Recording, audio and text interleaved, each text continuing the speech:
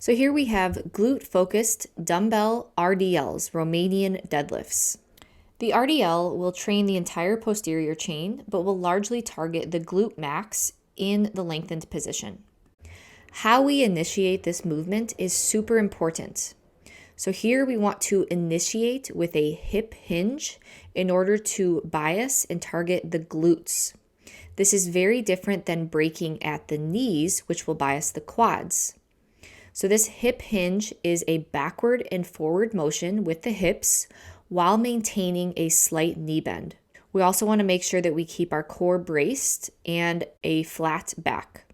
So for a glute-focused RDL movement, we will stand about shoulder width apart and then initiate with a hip hinge with some knee bend. So we drive the glutes back with the weight in our heels.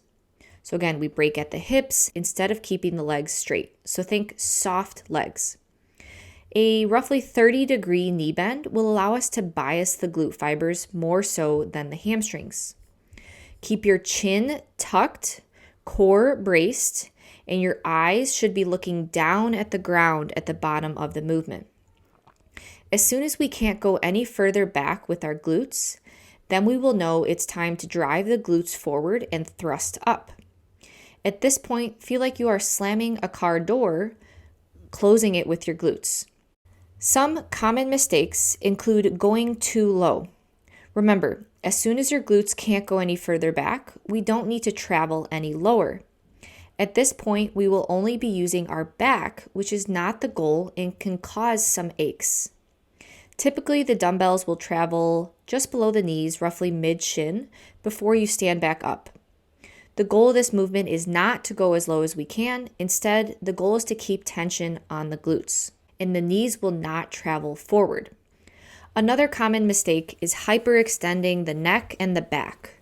We don't need to bend backwards at the top and cause strain on our back. At some point along your journey, your glute strength will become stronger than your grip strength, and that's okay. Our glutes should be stronger than our grips, as our glutes are some of our biggest muscles on our body.